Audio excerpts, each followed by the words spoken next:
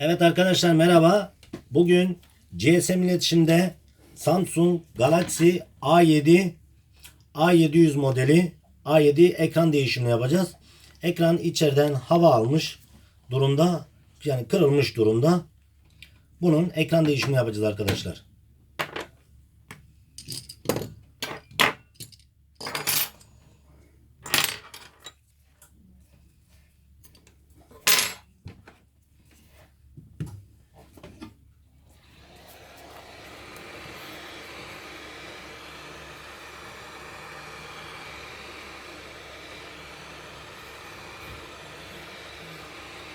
Arkadaşlar bu işlem cihaz 20 dakika ısı makinesinde durduktan sonra yapılmakta. Bilginiz olsun.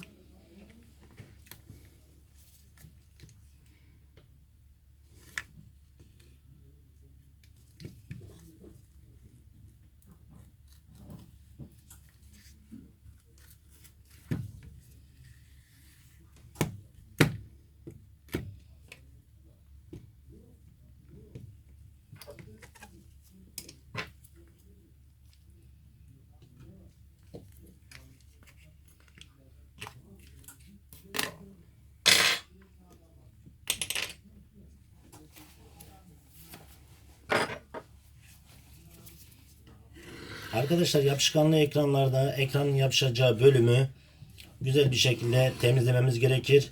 Aksi takdirde ufacık bir cam kırığı, ufacık bir yapışkan, kurumuş yapışkan kaldığı zaman yeni taktığımız ekranı anında kırabilir.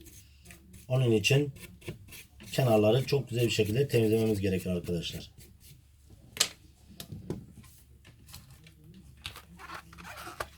Evet, gördüğünüz gibi yeni servis ekranı Samsung Galaxy A7.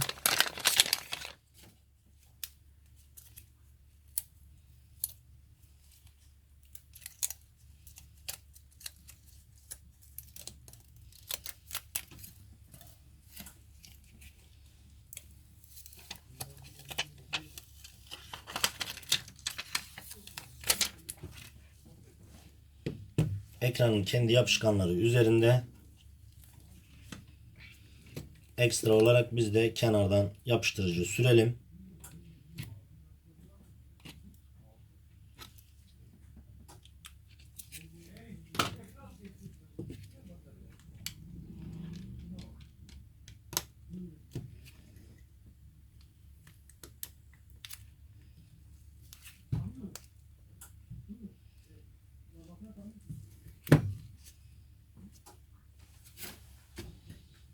Eski ekranı koyalım kenarına.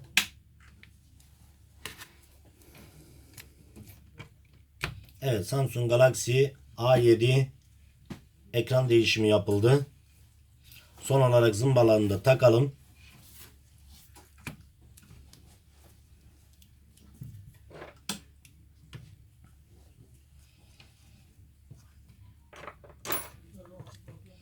Ekranın iyicene kuruyup yapışması için.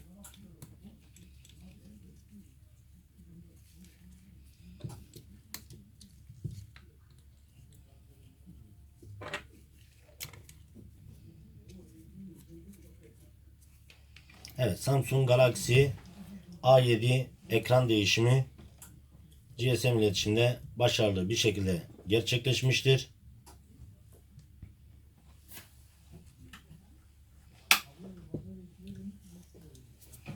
Testini de yaptıktan sonra evet.